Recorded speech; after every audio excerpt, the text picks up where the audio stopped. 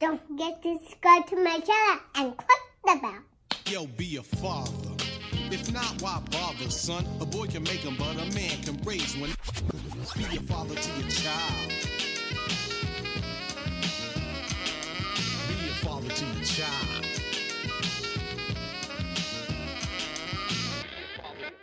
This is KGB.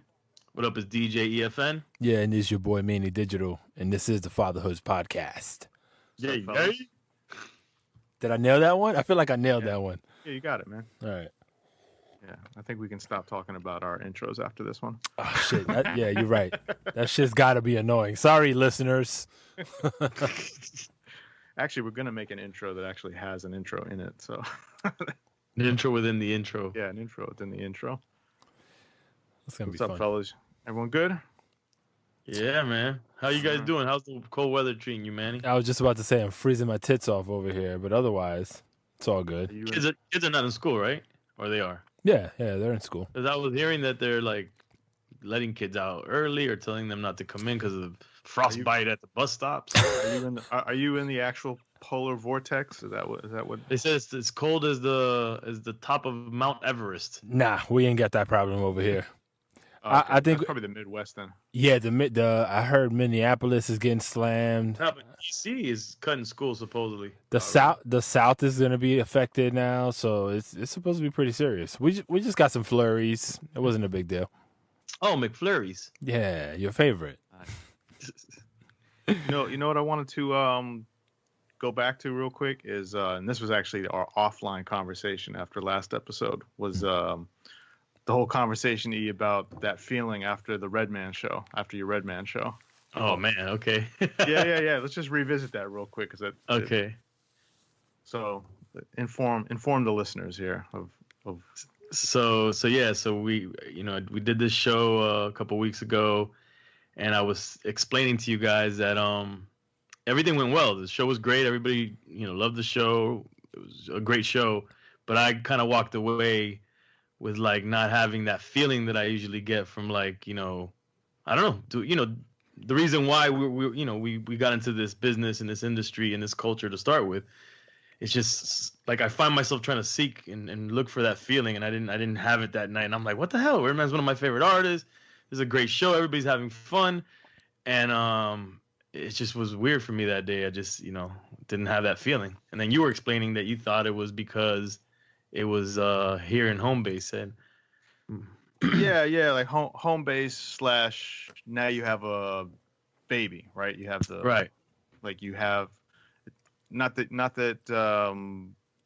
you're trying to go nuts or whatever and that kind of thing, but it's like I feel like almost in the back of our minds, we have to have more discipline and self-control and just knowing that we've got, a kid to look after. Like we got to get home and make sure that we're on point. So, it's not like you can just party hard and forget about the world. Right. Exactly.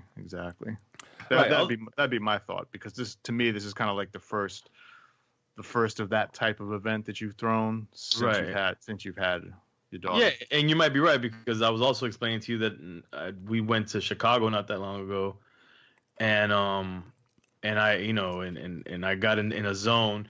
It's basically it's not necessarily just a feeling. It's like a zone that the zone. And you're like get inspiration and from seeing other artists and other DJs doing things, and you're like, oh, it's just that feeling of like, yeah, this is what I this is why I love this shit. So, I was watching actually Just Blaze spin. We were at the House of Blues in Chicago, and I was just there, off to the side, pretty much by myself. Sometimes Charlie was around, and I'm just vibing out, just watching the set, and I got that feeling, in that mode, and I would have said that, because maybe my girl was like, oh, maybe because of drinking or whatever. And, no, I kind of drank the same in both of these events. I wasn't like really super fucked up or anything like that. So it wasn't the drinking thing. It was just that, well, I didn't think about being out of town versus not being out of town. And I think you might be right in thinking about it again. And I even spoke to my girl about it. It was like it made sense. Can you describe the feeling? Because you offline described it in a way that I don't think is clear to people. It wasn't to me until you mentioned it. I mean, it's difficult to describe it. I just think, and I remember talking about it with you guys, and I kind of referred to K maybe understanding more than you, Right. you know. But I think anybody that well, I can only associate it with entertainment. But me, like for example, as a DJ, getting on the turntables and you being in a zone, and the whole crowd is is jamming to what you're playing, and you're in pocket, and you just get this feeling. You're like in a zone, but you could also get that same feeling as a fan, you know, like you're like sitting there watching something, and it's like it's in pocket, it's like the purest whatever. You just get into a zone, and it inspires you for when you're going to go back and do whatever you're going to do. And it's kind of like that synergy and that back and forth that kind of keeps you like fueled to do what we do, because if not, you kind of lose all passion for it, basically. Yeah. And I was telling my girl not that long ago too that I'm like, look, I need to sometimes get away, because I need to stay inspired.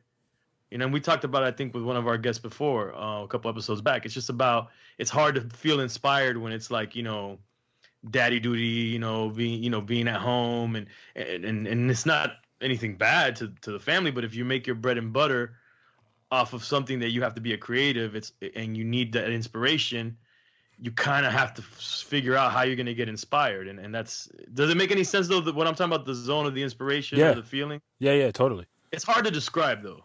Yeah, think of the zone as, I mean, even as if we're taking ourselves as fans, as when we hear a song that, that was a classic song for us, or we're all of a sudden, we're just in the moment with that feeling, and there's no stress, there's no pressure. You feel, you're in a creative feeling, as opposed to thinking like, oh man, I got to go, do X, Y, and Z, right? But you're not thinking about that. And I think especially if you're, if you're really committed to parenting and all that kind of stuff, that zone can get interrupted by those feelings of just paranoia, or just wanting to make sure that you're on point, or thinking about, too far ahead in the future of like, I got to do this, I got to, I got to do that. Zone. Trying to find the balance of that zone. Like, you ever been in a club, Manny, and like he said, one of your a record that brings you back to a certain time, and you just like, you might be a little tipsy, but you're just there. You don't care. You're just jamming out. It's just you and the DJ at that moment. Song. I'm the definition of, and it doesn't have to be a club vibe. It could be, just chilling anywhere. I'm the definition of dance like nobody's watching when those moments strike. Yeah. I just act a goddamn fool. And I know I totally get what you're saying. That vibe is like, but it's almost, it becomes, and I hate to correlate it with drugs, but it becomes kind of a drug that you chase, right? Well, that's why I think alcohol sometimes plays a role, or people that, obviously more than alcohol in the entertainment industry, all kinds of drugs, because what happens is obviously as the pressures of whether you're doing this professionally or just in general stress of life, it's harder to get in those zones. So alcohol, drugs obviously help you loosen up to open you up more to that zone, unfortunately. Yeah. So, but yeah, it is likened to that, and yeah. So yeah, go ahead, Kay. No, I was just gonna say I generally have a hard time getting into that zone when I go out, because I feel like, especially if I'm home and I go out, because I don't like, I really want to make sure that I'm not coming home and having drank too much, and I don't want my son to see me.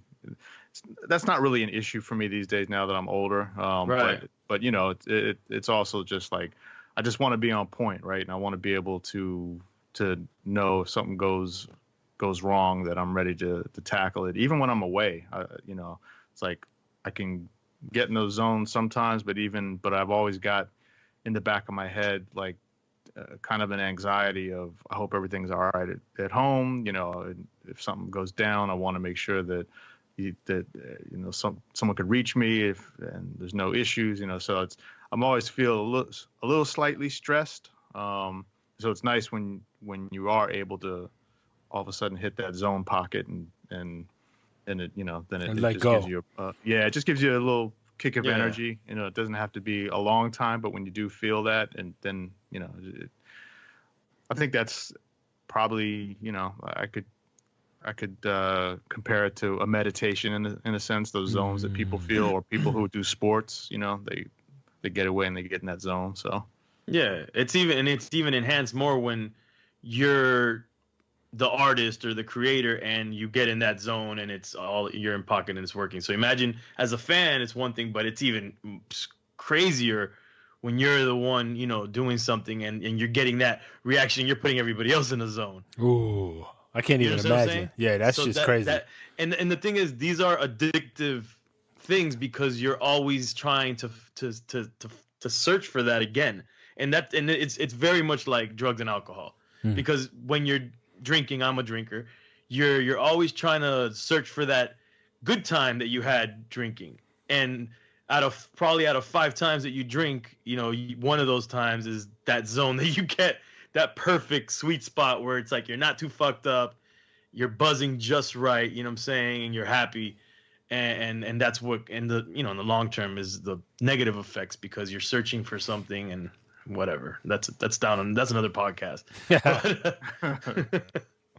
So something you guys said earlier, just the whole working from home aspect and parenting as you're working from home, right? Like, I find it very challenging to be productive at home.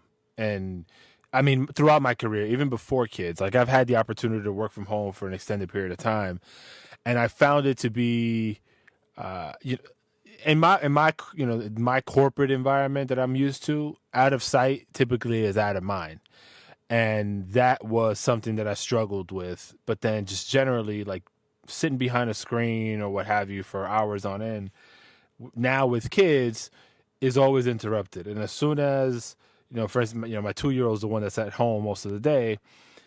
When she comes and she breaks my stride, for me to get that back, it could take me a day.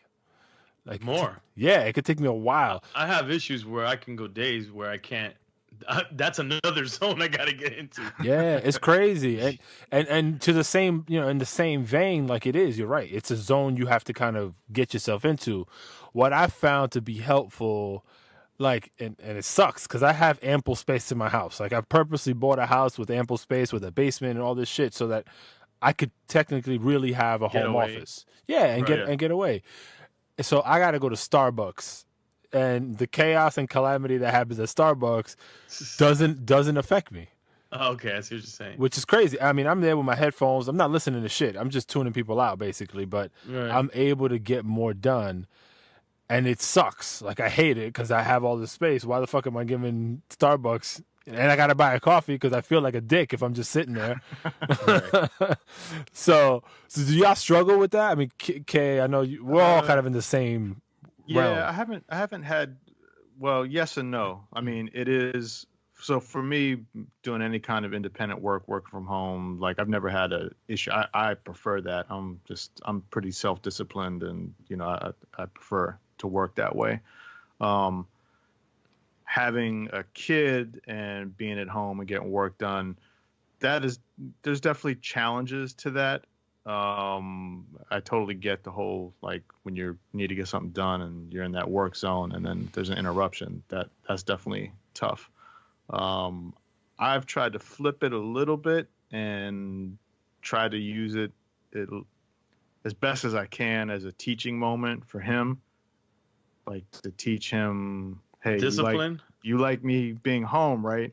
So you can't come running in the room and start yelling when I'm on the phone, or, interrupting me, that kind of stuff. It's like, would you, I'm like, would you rather I be at home and work, or would you rather I go to an office and you don't see me during the day? Mm-hmm.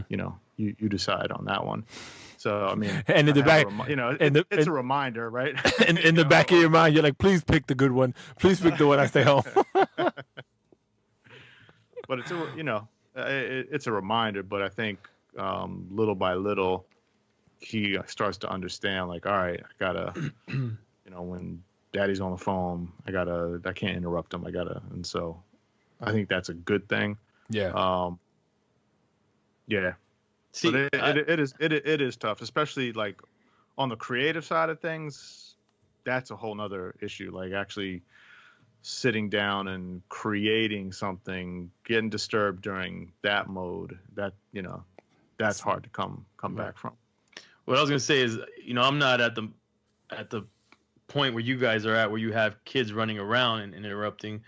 Right now, I have the baby, and the issue that I'm having is that even if, let's just say, my girl, gives me the time or carves out the time for me, or says go do your thing. Like, often she'll be like, I'm not stopping you. Go do your thing. Like, what happens to me is being at home, knowing that they're in the house, knowing the baby's here. It's like I feel guilty, even though I know that what I'm doing is what's it's what's helping pay the bills, and I feel guilty, and I feel like I want to go and look at my daughter's face or play with her or be around her, and it's that push pull, and it's just it tears my mind apart, and I can't concentrate on certain things. The guilt is a real thing for sure. Yeah, man. I tell my wife all the time, I'm like, yo, stop fucking setting me up. Because I tell her, yo, and I feel compelled to like check in and be like, yo, for instance, before the podcast today, I went to go hoop with my buddy, right?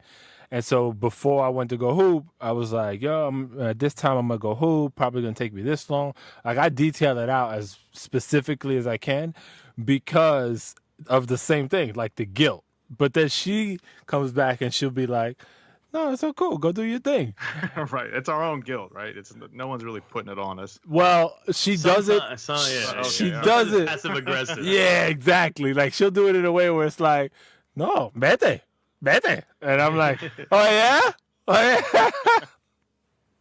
Yeah, it could be passive aggressive. And it just sucks because, like, I try to explain to my girl that, first of all, it's difficult for me to concentrate. I truly have ADD. Yeah. I truly am dyslexic. Like, it takes me probably longer than it takes the average person to do certain tasks, because I'm like I'll go back and forth tasks, until I have my way. And I mean, I'm a grown ass man. I'm 43 years old. So I'm not going to learn new tricks to the trade. But whatever I've done and however I've done it has gotten me to where I'm at today, and I've accomplished certain things. So I have my methods.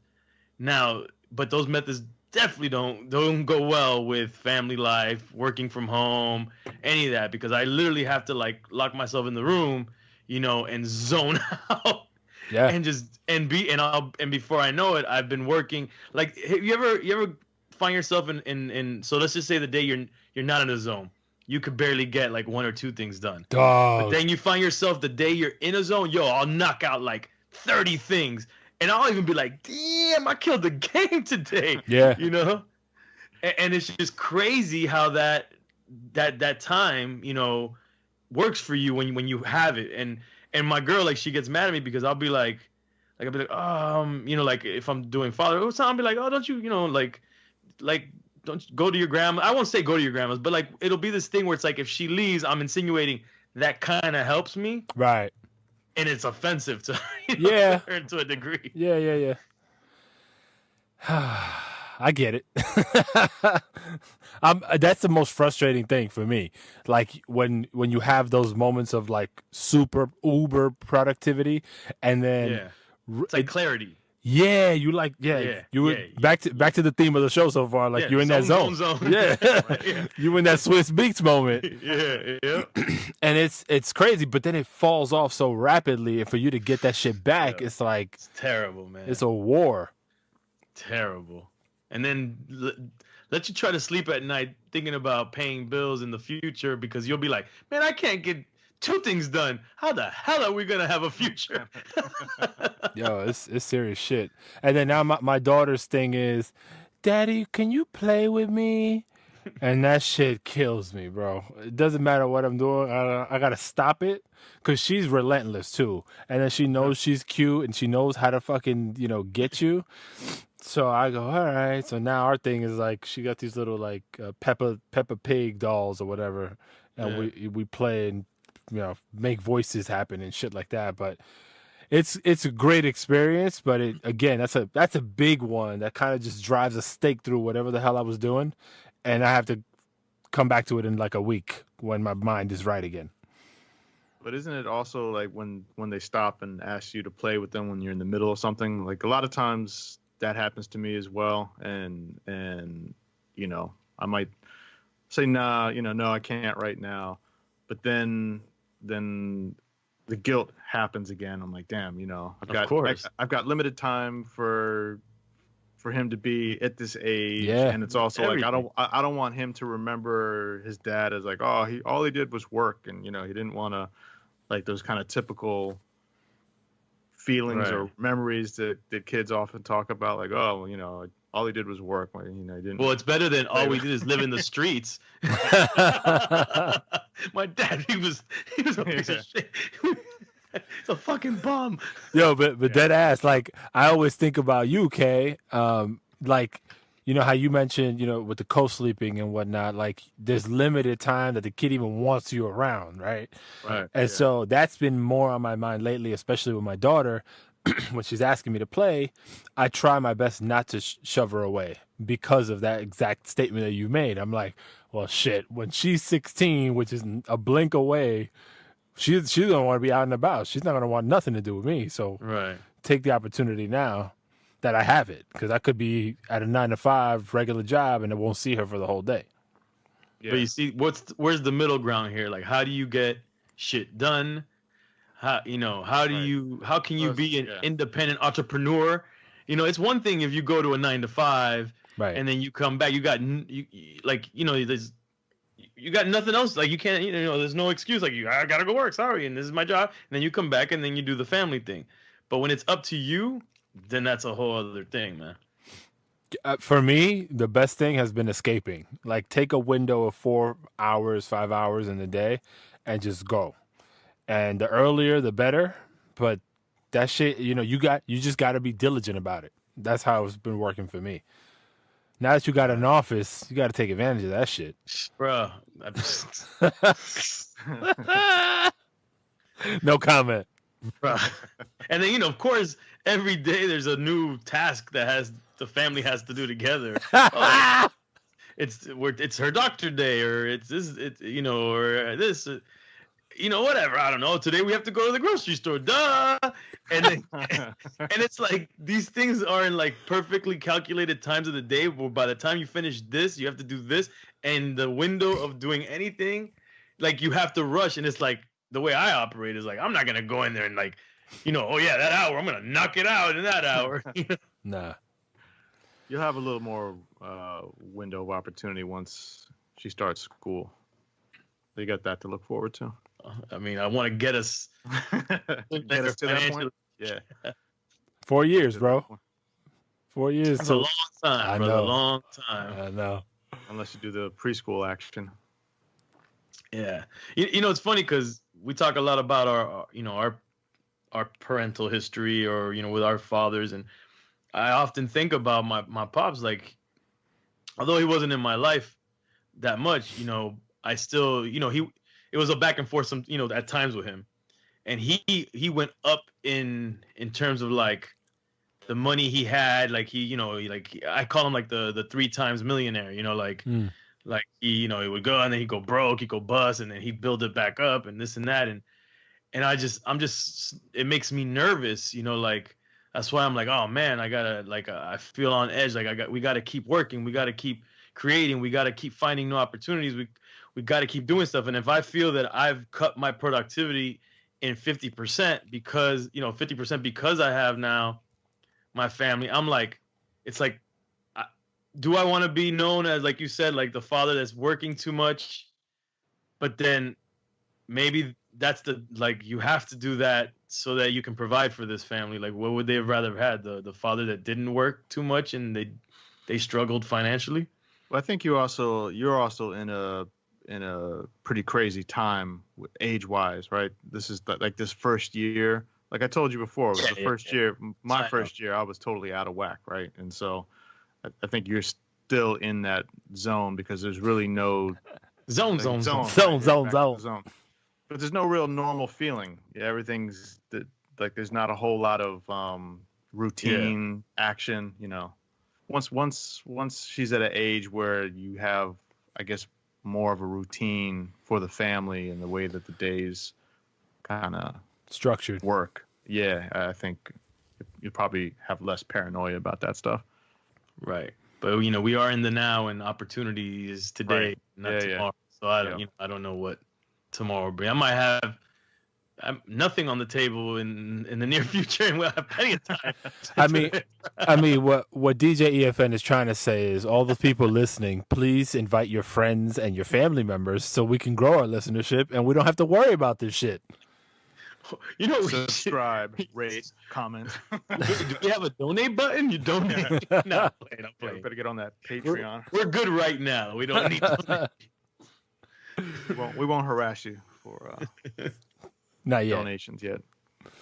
But you're right. And I did admit the other day that I finally do feel that like this first year really taking an effect on me, and so hopefully things get better. But people always say it gets better, and I mean for a second you're like, oh, it's better in certain aspects, but other aspects it gets a little bit more complicated or difficult Until you have your second one.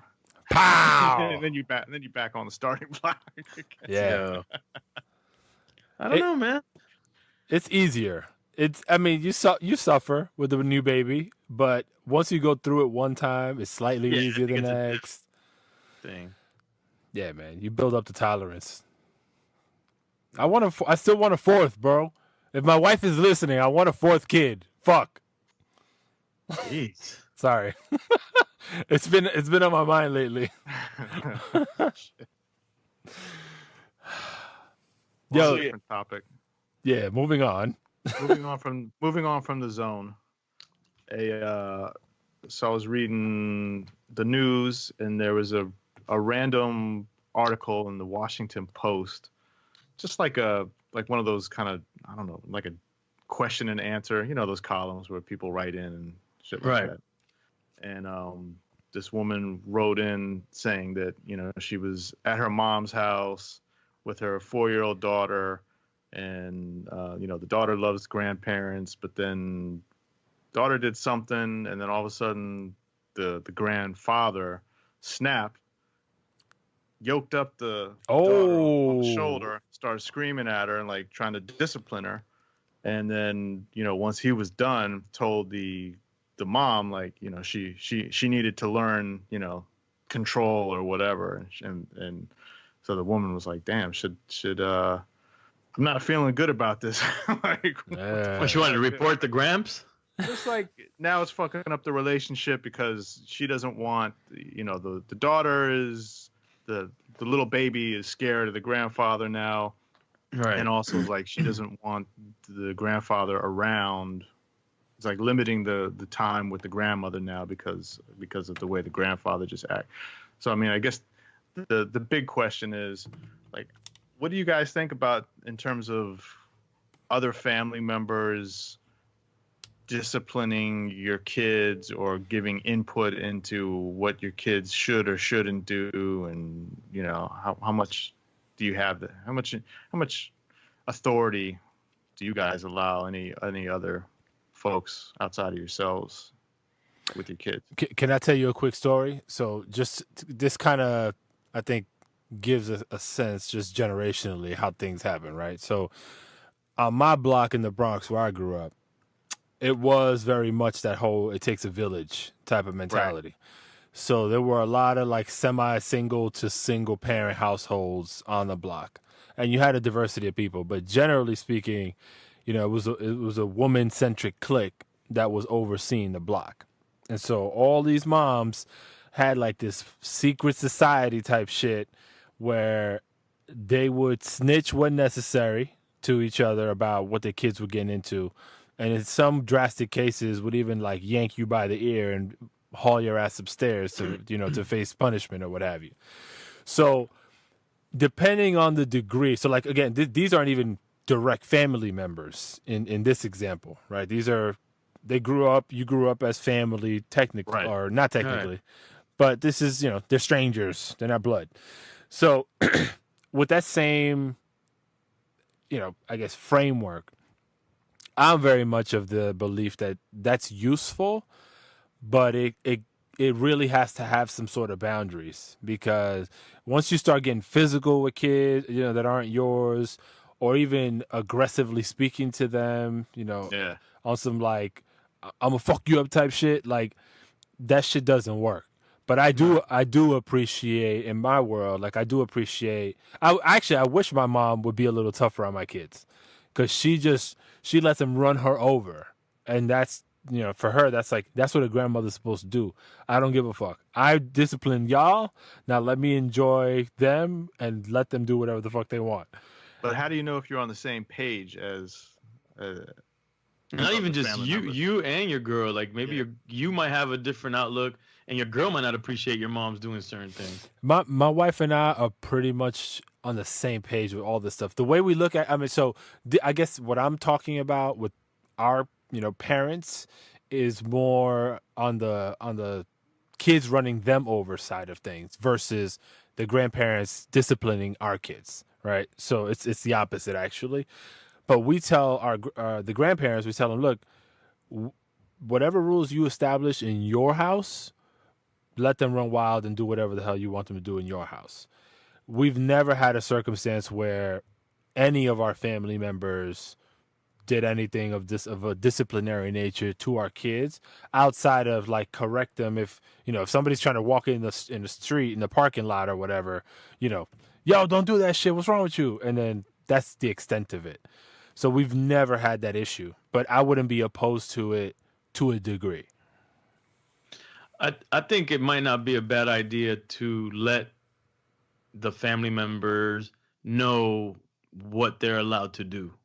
It might sound weird, but at least it doesn't leave any room for interpretation or whatever. Like it's just be like, whatever. Let's say your mom, the grandmother, you could be like, hey mom, me and my wife, we don't agree with, hitting our child. So, please refrain from hitting her, but, if something happens, call us, let us know, or you might be like, hey, give her a nice spanking. If she does something wrong, I'm okay with that.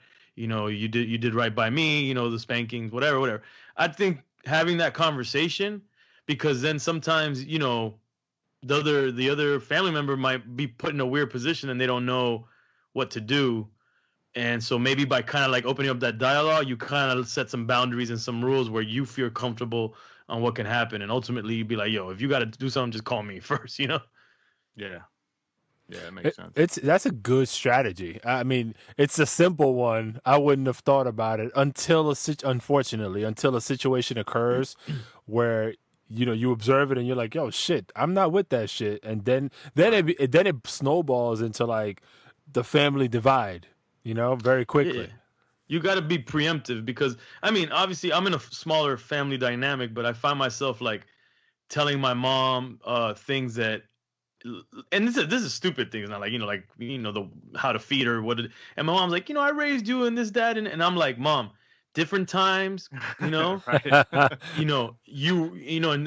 and like even how she holds, and I'm like, you're at a different age now, so I'm trying to be very vocal with her with what I'm comfortable with, and just so I don't know, I just don't want it to be any confusion, and I tell her, no, I'm sorry, I'm not comfortable with that.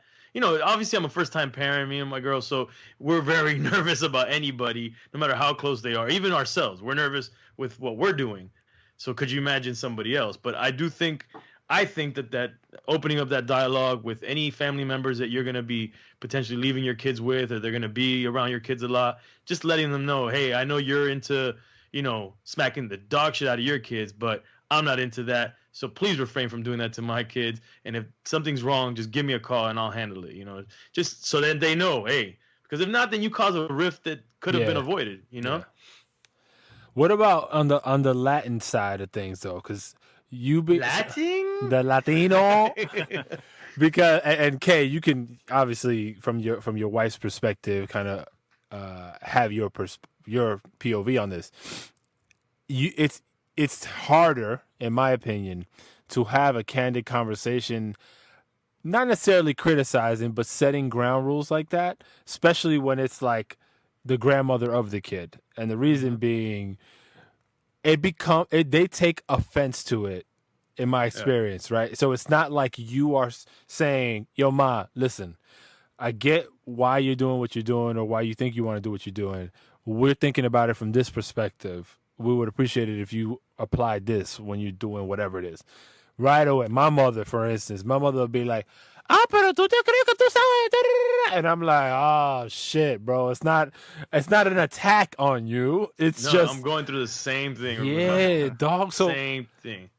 and She gets mad offended. yeah, and I mean, you still have to have the discussion, but then No, you gotta sugarcoat the fuck out of it, and it's like, all right, Right. so you've reduced the conversation to a pat on the back at the end of the day. And I sometimes, think sorry, I go was ahead. gonna say no. I think if you have the discussion, there's gonna, especially grandmas, it's gonna get offended.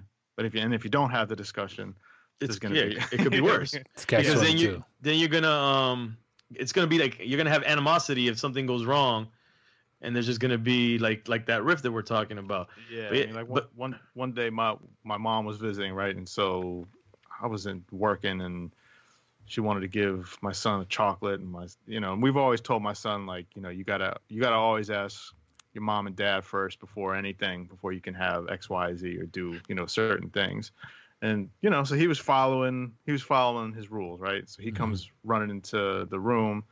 My mom's like, don't interrupt him or whatever, and he's like, no, I have to ask my dad. I have to ask my dad, And so he came in, and I was fine, He's like, hey, can I have, when he wants to give me this, can I have it? And then I don't know why it offended the hell out of my mom, right? Oh, Because not necessarily him doing it, but like I came out and she was saying, it's okay when your grandmoms say you can do or have certain things. You don't have, right. we can tell you what to do sometimes, give you the okay sometimes. And my son's looking at me like, but Dad, you always said that we got to ask you and Mom first, right? And I looked at it and I said, yeah, you're right. That's what we have told you. So you did the right thing.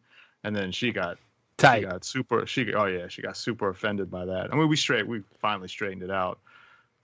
But again, it's all miscommunication. It's like, she doesn't know what we're telling our son in terms of this is how we operate. But then on the flip side, grandparents probably think that, we can get away with all kinds of different things because, we're the grandparents and Right. and all that stuff. So I don't know. It's messy. It is. It is messy. So moral of the story is it's better to talk about it than not talk about it. Yeah, Yeah, I think so. it's messy. I'm just- Everyone's drained. We're all stressed. We're all thinking about our parents and the candy thing is one that I gave up on that fight because my mom, again, that's kind of what we deferred to. All right, whatever rules you have in your house, you keep in your house. Because my mom was like the secret candy bandit, and she would just lace them with all sorts of shit, and we'd be like, "Yo, chill," and they would. That's the thing. My mother's iPad and the candy supply is the main things that drive them to my mom's. They're like, yo, are we going to the Bronx? See grandma? Blah, blah. Yo, as soon as they walk through the door, they know where their candy stash is. They jump that shit, and then they go get her iPad, and then they go fight the rest of the way. You don't hear them the whole time they're there because they're on the fucking iPad eating candy. Actually, my mom's husband got mad at my son one day, and he didn't take that shit. He was pissed about it. Your son was pissed? Yeah, it was it surprised me. Like, I mean, my mom's husband, he didn't get too loud or anything, but he was different verbally. He told verbally like, oh, you shouldn't do that, or I don't forget what the hell. It was something stupid, but my son did not like him, talking to him in that kind of tone of voice, and told him so. I was like, oh, okay, check you out. Like, I let him, just go at it, and so they could figure it out. What did he tell him? Yeah. He said something like, I don't think you need to talk to me like that. It's not Wow. my fault. Nice. I like that. We should, you should apologize to me, and I'll apologize to you, and That's fair. That's something fair. like that, along those lines of basically like going back and forth on it and not. But diplomatic, it seemed. Yeah, he was a little tight by it too. Right. But he still kind of holds a grudge right now. We talk about. He's like, yeah, he can't talk to me like that. He can't. I don't want him getting mad at me again. And See, I prefer that, like, because he's communicating how he feels.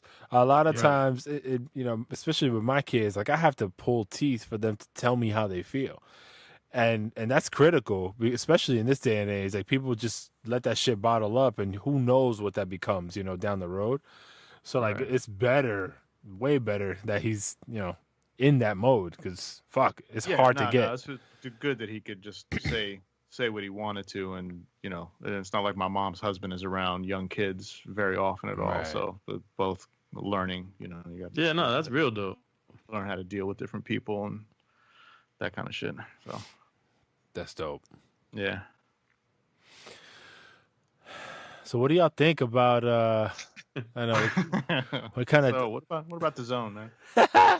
Zone. What about this political zone? Are you guys paying attention to all the shit flying around with people putting their names in hats and shit? Presidential shit? Yeah. That's too far out right now. That shit snowballs quick, man. Yeah, I don't know, man. I mean, it's what I watched. What's her name? Kamala, yeah. What's her name? Kamala Harris, yeah. From California. I'm sorry. That's actually how you pronounce it. It's Kamala Harris, yeah, right? From yeah. California. Yeah. I watched her town hall yesterday. It's cool. Whatever, man. Just as long as 2 years. I got a baby at home. It's too much to deal with right now. I'm fearful. I mean, I'm I don't even want to say it, but before I even bought this house, I was concerned with the prospect of the potential win of Trump, because I looked at the landscape and I was like, yo, if I buy this house and this guy's president, we're going to turn into some socialist, like, crazy change in our political system. Socialist? Yeah, I don't know, bro. I was like, because, the way... He ain't Bernie Sanders. No. All right, fine. Fucking communist type of setup where... Trump? Communist? Oh, I don't know, bro. He's the antithesis to that. But nothing's working. I mean, let me not say that. Over capitalism, if anything. Yeah, but there's no. He's shutting down people's voices, and this is just a lot of dumb shit. Where a lot of our leadership is better. Sorry, that's a much better one. And I'm looking at it, I'm like, yo, do I have to pack all my shit and move to Canada? Like, these are real serious things that I was thinking about. And now I'm like, yo, but there's no way that somebody's just gonna allow the democratic system to collapse after all these fucking years, bro.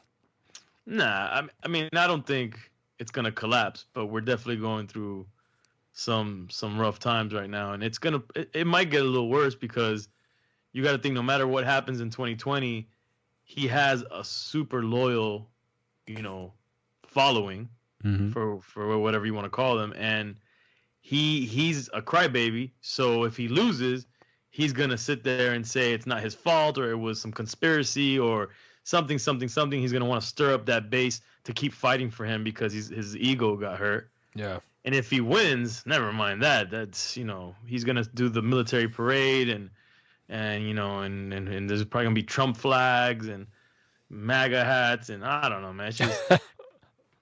Would you guys move overseas? Would you move your families overseas if need be? Not right now, man. Not ready for all that. I really hate the whole running thing. But I mean, if shit got really bad, I'd have to. This country's too big for you to have to move to a whole other country. I think that's really being desperate at that point. It's not like we can't say that the whole country's gonna go belly up and that everybody is gonna become, Fear the Walking Dead because of Trump and his followers who wasn't the majority, when it came to the vote. Right. So we just gotta have some kind of optimism. I've never been optimistic about government, period, though. Mm-hmm. Yeah, I agree with you on that. So it's always, to me, and I might be wrong, it's always the lesser of two evils, the way I look at presidential races and government. So it's just hoping that someone with at least presents a better face, which I'm not saying is good either, because they could be looking great on camera and sound articulate, but be scumbags behind closed doors and do all kinds of crazy things.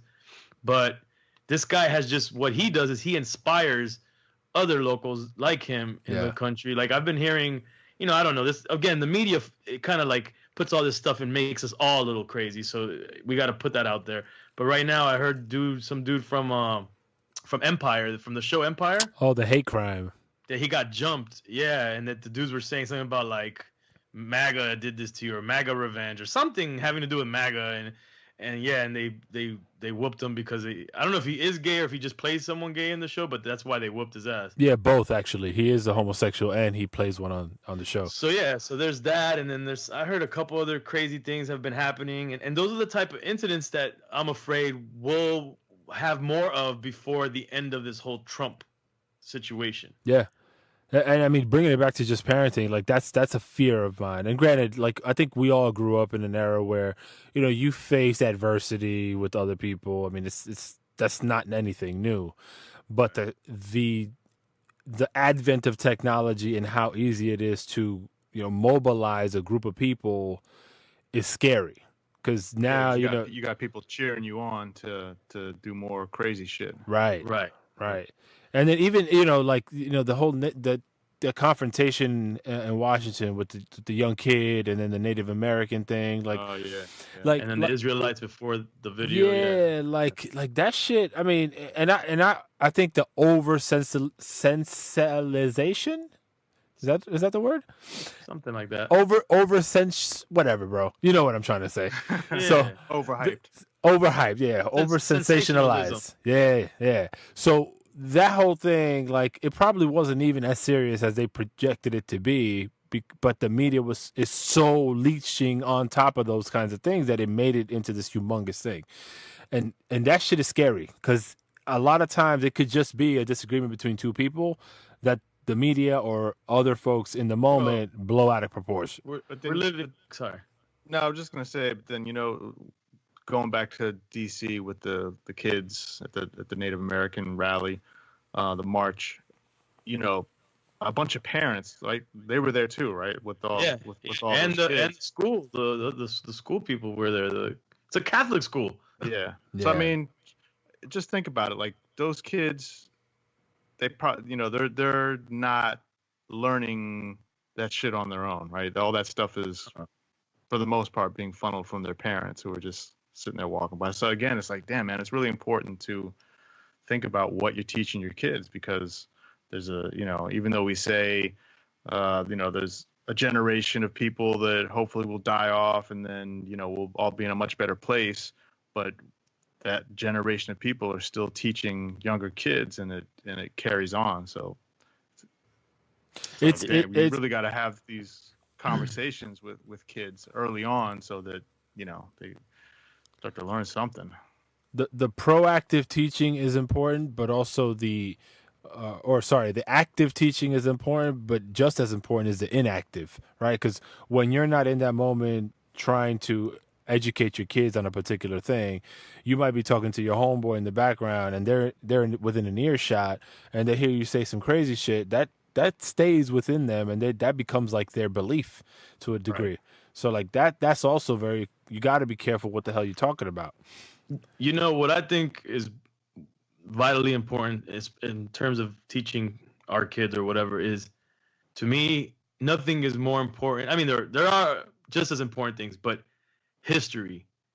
If a kid has a good grasp of history, then they can understand perspectives and different things. They can deal with certain things better, I think, because if those kids that confronted the Native American, even if they were berated by the Israelites, if they had a better understanding of history and what's gone on with Native Americans, they might have had a little bit more respect for this elder that walked up that wasn't doing anything.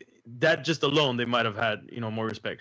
Or someone, wearing a MAGA hat might understand, hey, maybe for your parents, America used to be pretty damn good, but there's a whole other population, part of the population that was, going through segregation, that have gone through all kinds of stuff in the history of this country. And same, world history, all kinds of stuff. And I just think that that's something that's lacking. I heard that is civics, that's considered history as well, civics? I believe that's right, yeah. Because I've been hearing they've been cutting civics out of schools, civics classes. Damn, I thought civics was a government, like learning that. Might be. Yeah. Yeah, it might be. You might be right. But even then, the government. But in general, I just think that a proper understanding of history helps people understand other people's perspective and have empathy and understanding, and I think we're starting to lose that a lot. And since people now, media and all this stuff, it's so dangerous now because people are confusing opinion for news, opinion, like shows like on CNN or Fox or whatever, or being force fed on Facebook or social media or whatever as real news, when it's just someone's opinion, that's just straight to like a certain fan base of theirs. That's dangerous. We're living in some dangerous times, and the news makes a lot of money, or these networks make a lot of money off of sensationalism, like you're saying, and stirring up a certain base.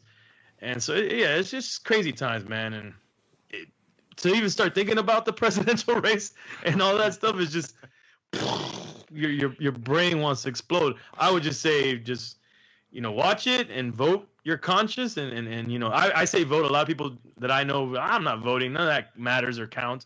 And then I'm all looking at them as like, well, you didn't vote, and you probably wouldn't have voted for Trump. Thanks a lot, asshole. So like I don't necessarily, I'm 50-50. Maybe the vote, maybe the Illuminati controls the vote, I don't know. But I'd rather not take that chance, and I'd rather go exercise that right so that I could talk shit about it too. Hey Manny, how much does your oldest daughter know about the history of this country? That's a great question. I don't. I mean, about the major moments, like civil not rights. Necessarily or just not necessarily the school history, but more of the people's history. Yeah. I think she's fairly well educated. About the whole Native American thing and the real significance of Thanksgiving and those kinds of things. She's aware. I wouldn't say she has a lot of depth, but she's broad as far as what she understands.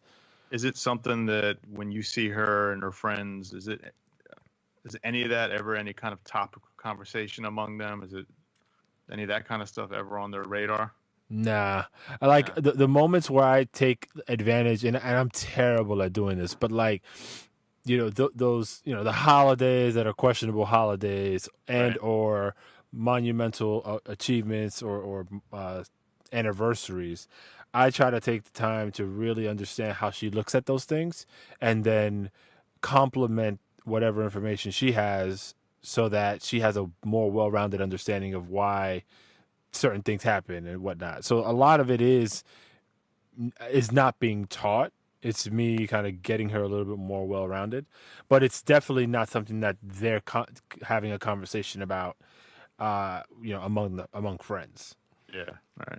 What is interesting though, and so one of her favorite subjects now in 6th grade is social studies, and history, social studies is kind of how they mix it, but they're like talking about, for instance, India is something new, and they're explaining like the caste system to her, and she's like, "Yo, that's crazy," and and how they kind of keep the people within the caste, like because she was like, the teacher was explaining to us how some people might have thought the easy way out of a caste segment was to kill themselves and then come back as whatever.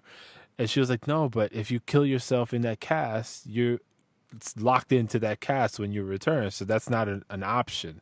And so the fact that she was able to get that deep with me about it, I was like, oh, there might be some cool shit happening in that class. So, it's kind of 50-50. How about your son? Is he at that stage where he's into a lot of the history stuff?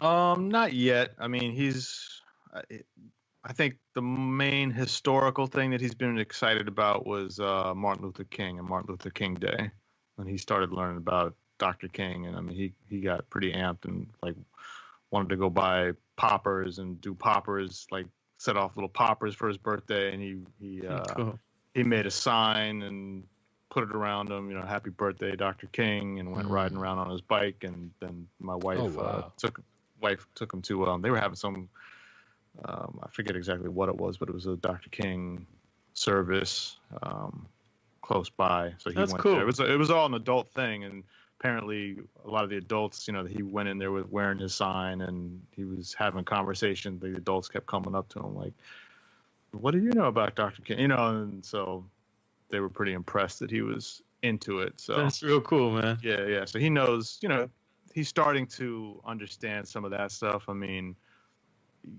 gonna have to start peeling back the layers of it all sooner than later, just so he starts to know more and more about, he kind of understands the basics of what he stood for. But definitely need to. I'm actually excited to get into that stuff with him, just to see where his head is at and see how well he understands that stuff, and just to see what kind of outlook that gives him growing up. That's what I'm most excited about, is talking about history with my daughter. That to this day, history excites me. I don't know, like that's my my pretend second career, that I would be a history teacher, because I just think that seeing things in the historical context broadens your understanding of something so much. And even if you just have you can know about one thing in history, and it kind of it'll give you enough information about other topics that you know that if you didn't have this historical content, you wouldn't really get it, what's going on here. Like, why are these people beefing over this, or why do these people wear this kind of clothes, or why do they not really like these people, and it's just like, oh, because this World War something, this happened with these people, and this that, and there's still so much to uncover that I just think it's like a never ending thing to learn, like as you're constantly learning about history. Yeah, I'm with you. I'm a big buff. I consume as much of that stuff as I can. But what's very interesting and also challenging is like when you go down the conspiracy theory path of a lot of this stuff.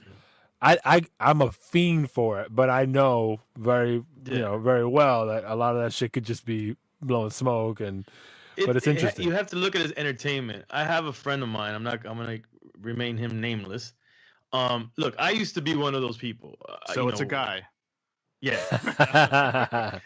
I used to be one of those people that and actually hip hop is what really started to put me on to a lot of the conspiracy stuff. Like the Illuminati and the secret societies and the Masons and all. And then because I'm a sponge and I wanted to learn about this stuff, I'm here going, down the worm. The pale. Yeah, and all those different things. And then, when YouTube, started coming around, you can go down the YouTube wormhole.